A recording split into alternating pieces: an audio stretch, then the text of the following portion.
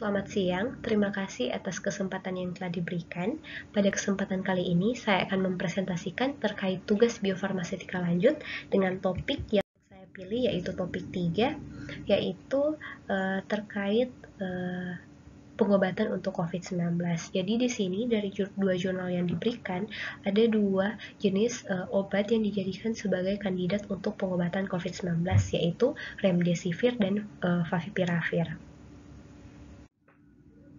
Selanjutnya, kita masuk pada pendahuluan. Jadi di sini akan saya jelaskan terlebih dahulu terkait apa sih coronavirus itu, COVID-19 dan gejala-gejalanya. Jadi virus corona atau coronavirus ini merupakan famili atau keluarga virus dengan genom RNA untai tunggal yang menginfeksi spesies hewan dan manusia. Jadi coronavirus ini terdapat beberapa jenis dan pada bulan Desember 2019 lalu terdapat satu jenis coronavirus baru di mana infeksi yang disebabkan oleh coronavirus baru ini yakni SARS-CoV-2 atau Severe Acute Respiratory Syndrome Coronavirus 2 atau disingkat dengan SARS-CoV-2, dan ini menjadi salah satu permasalahan kesehatan global. Dan WHO atau World Health Organization memberi nama atau identitas penyakit yang disebabkan oleh SARS-CoV-2 ini sebagai Coronavirus Disease 2019 atau kita kenal juga dengan istilah COVID-19.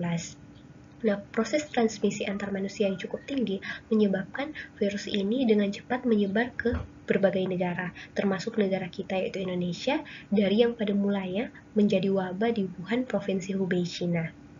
Dan untuk gejala-gejalanya seperti demam, batuk, dan dahak yang berlebih, diare, dan lain-lain. Selanjutnya, terdapat beberapa obat atau regimen obat yang disetujui oleh FDA seperti favipiravir, tocilizumab, arbidol, ribavirin, remdesivir, dan lopinavir atau ritonavir yang dikombinasi yang digunakan untuk mengobati SARS-CoV-2 karena dapat mentargetkan genom RNA dan reseptor ACE2 atau angiotensin converting enzim 2 untuk menghambat replikasi virus. Jadi salah satu metode utama untuk mengidentifikasi agen terapeutik ini untuk melawan COVID-19 yaitu dengan molecular docking, di mana pada metode ini kandidat obat akan di-screening dan diidentifikasi sehingga dapat menunjukkan potensi pengembangan dan dapat diuji lebih lanjut secara in vitro dan in vivo. Di sini merupakan siklus hidup dari SARS-CoV-2 pada host.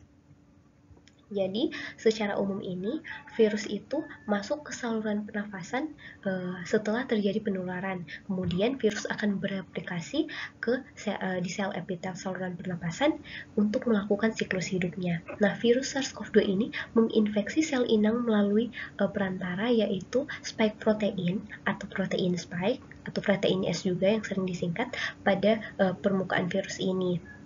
Nah, pada permukaan virus ini protein spike ini akan menempel pada ACE2 reseptor pada sel inang. Kemudian ikatan ACE2 virus ditranslokasikan ke endosom, di mana protein S ini dipotong oleh protease asam endosomal cathepsin L untuk mengaktifkan aktivitas fusi. Genom virus keluar dari selubung virion dan ditranslasikan menjadi poliprotein replikasi virus PP1A dan 1AB yang kemudian akan dipotong-potong oleh enzim proteinase virus. Untai negatif RNA akan dibuat sebagai cetakan atau template untuk genom RNA. Penggabungan kompleks virus terjadi di dalam sitoplasma, kemudian diikuti dengan proses budding ke lumen RE atau retikulum endoplasma. Virus baru akan berdifusi dengan membran plasma dan dikeluarkan dari sel inang. Kurang lebih penjelasan siklus hidup dari SARS-CoV-2 pada sel host seperti itu. Selanjutnya, di sini akan saya jelaskan dua jenis obat yang dijadikan sebagai kandidat untuk pengobatan COVID-19, yaitu yang pertama remdesivir.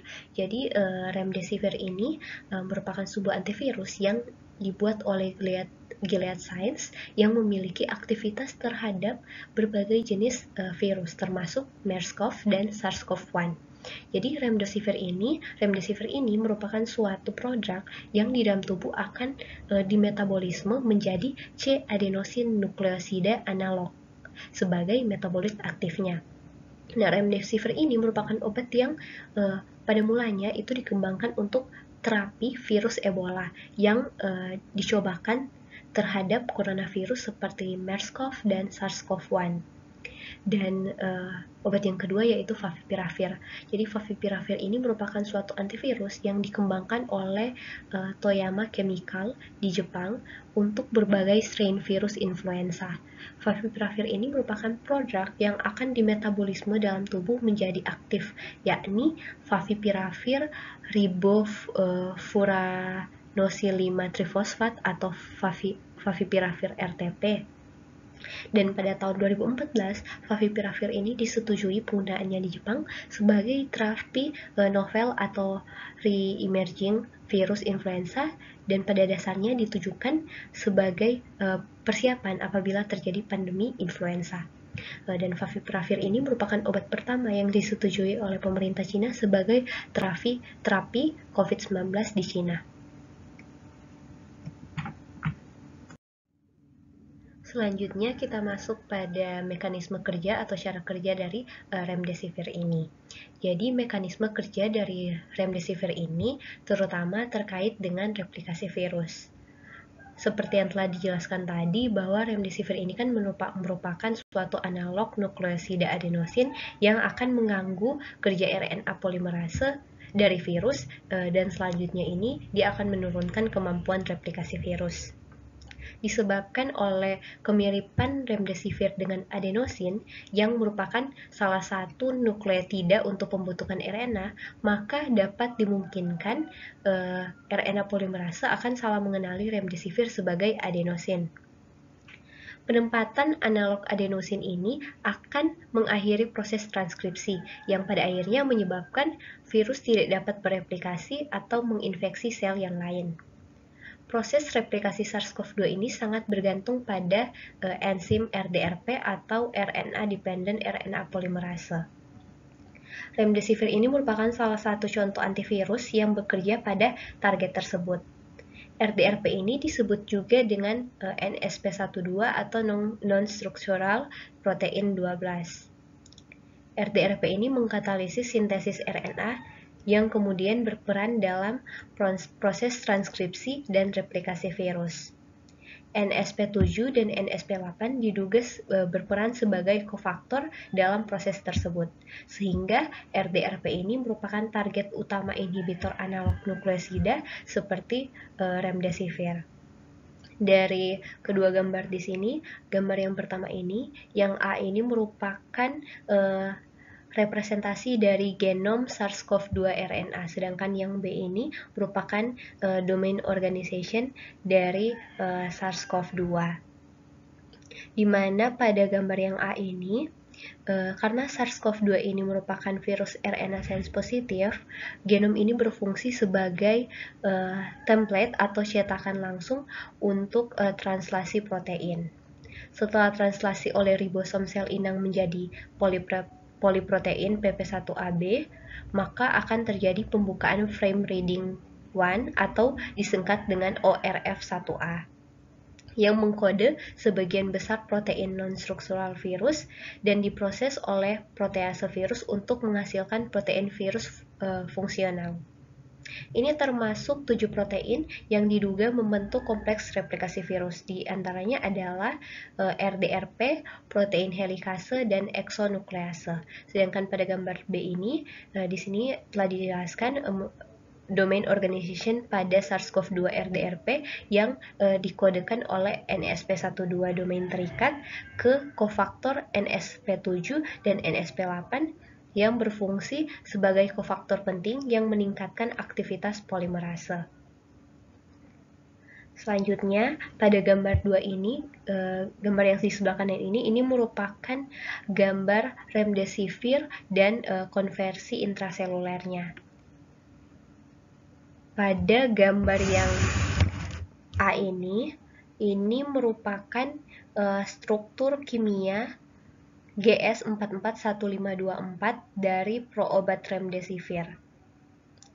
Bentuk fosforamidate itu yang warna ungu dari GS441524. Setelah difusi remdesivir ke dalam sel, maka ia akan dimetabolisme menjadi bentuk nukleosida monofosfat. Nukleosida monofosfat ini akan dialihkan ke peristiwa fosforilasi lebih lanjut dan menghasilkan bentuk analog nukleosida trifosfat aktif yang digunakan oleh RNA polimerase yang bergantung pada RNA virus atau rDRP.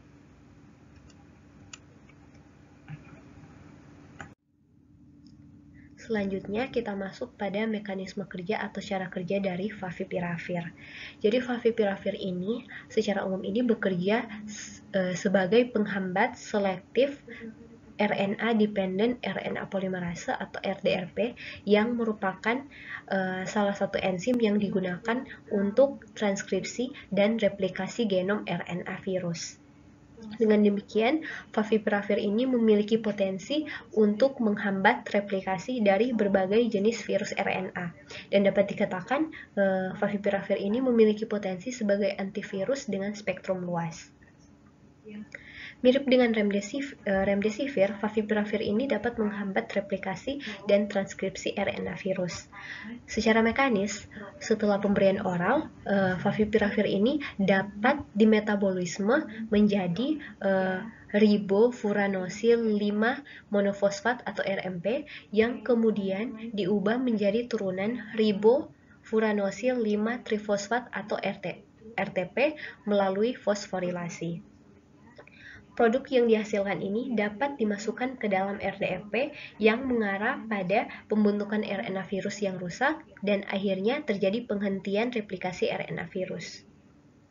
Untuk menghasilkan favipiravir, metil 3 amino 6 bromopirasin 2 karboksilat dapat digunakan sebagai bahan awal. Dapat dilihat pada rute 1.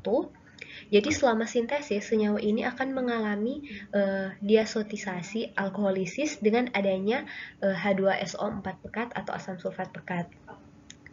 Produk yang dihasilkan ini akan mengalami fluorinasi yang dimediasi dengan menggunakan reagen olah sebelum terjadi demetilasi. Hasil dari reaksi keseluruhan diperkirakan itu sekitar 0,44%. Hal ini membuat jalur ini tidak dapat digunakan untuk produksi favipiravir dalam skala yang besar. Pada rute 2 dan 3, favipiravir ini dihasilkan dari suatu perantara, yaitu 3,6 dikloropirasin 2 karbonitril. Zat pengantara ini dapat diubah menjadi produk 9 dengan bereaksi dengan kalium fluorida.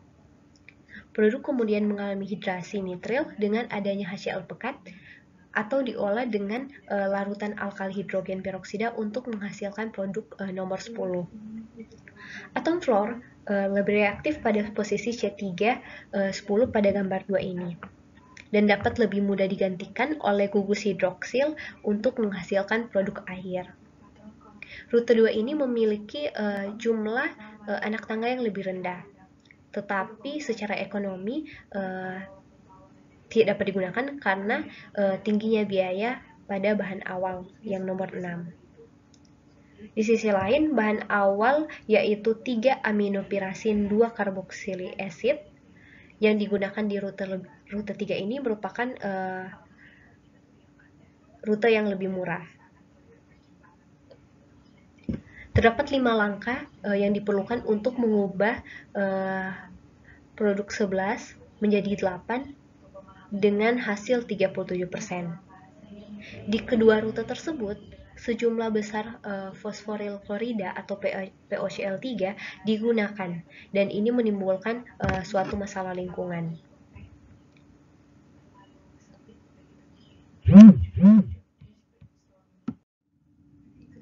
Selanjutnya kita masuk pada evaluasi praklinis dan klinis untuk obat remdesivir. Potensi terapi remdesivir dalam menanggulangi COVID-19 ini telah ditujukan baik secara in vitro maupun in vivo. Dalam konteks in vitro, pengobatan dengan remdesivir telah terbukti menghambat proses replikasi kelompok mirip SARS-CoV dan kelompok mirip MERS-CoV. Dan untuk dalam konteks in vivo, Craresus yang terinfeksi SARS-CoV-2 telah digunakan sebagai model. Craresus yang diberikan remdesivir ini dibagi pada satu kelompok yang diobati dengan remdesivir dengan dosis 10 mg per kilogram dan dosis pemeliharaan harian 5 mg per kilogram. Kelompok lain yang telah diberi laratan pembawa dengan volume yang sama. Craresus yang diobati dengan remdesivir tidak menunjukkan gejala pernapasan dibandingkan dengan kera yang diobati dengan pembawa. Craresus yang diobati dengan remdesivir telah menunjukkan viral load yang jauh lebih rendah di paru-paru. Selain itu, setelah pengobatan remdesivir, kerusakan pada jaringan paru-paru telah ditemukan berkurang secara signifikan, sehingga hal ini menjadi dasar bahwa kemungkinan penggunaan remdesivir ini dapat mengobati COVID-19. Selanjutnya, untuk selain uji klinis, terdapat juga selain uji praklinis, terdapat juga uji klinis pada remdesivir ini. Jadi, terlepas dari tes praklinis, kemungkinan penggunaan remdesivir dalam menanggulangi SARS-CoV ini telah digunakan pada beberapa studi klinis, di mana pada studi klinis sebelumnya, 36 dari 53 pasien COVID-19 yang diobati dengan remdesivir, dosis pada hari pertama adalah 200 mg, sedangkan dosis harian pada hari kedua sampai ke 10 itu 100 mg dan telah menunjukkan perbaikan gejala. Keberhasilan yang serupa ini juga telah dilaporkan oleh penelitian sebelumnya yang telah menunjukkan uji klinis remdesivir ini secara double blind, acak terkontrol untuk pengobatan COVID-19. Di antara 538 pasien yang telah menerima remdesivir, dosis pada hari pertama adalah 200 mg dan dosis pada hari kedua sampai 10 itu 100 mg. Dan 521 pasien yang telah menerima placebo, median waktu pemulihan pasien yang dirawat 11 hari ternyata lebih pendek daripada kontrol 15 harinya.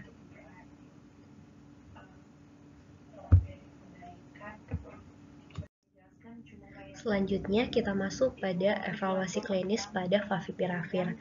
Jadi secara efisiensi favipiravir ini terbukti efektif dalam mengontrol perkembangan penyakit dan meningkatkan pembersihan virus pada pasien COVID-19. Efisiensi favipiravir dalam melawan COVID-19 ini telah diverifikasi melalui studi klinis randomized open label lainnya, di mana pada pasien yang diobati dengan favipiravir pada dosis pertama yaitu 3.200 mg, sedangkan dosis harian pada hari kedua sampai hari ke-10 adalah 1.200 mg dan telah menunjukkan perbaikan gejala pernapasan. Selain itu, terdapat juga beberapa uji klinis di mana pasien yang awalnya diobati dengan lopinavir atau ritonavir dan cyclesonid tetapi telah mengembangkan pneumonia yang parah telah diobati dengan favipiravir ini. Jadi favipiravir ini telah menggantikan 3 jenis obat ini dan pasien telah menunjukkan perbaikan gejala yang lebih baik.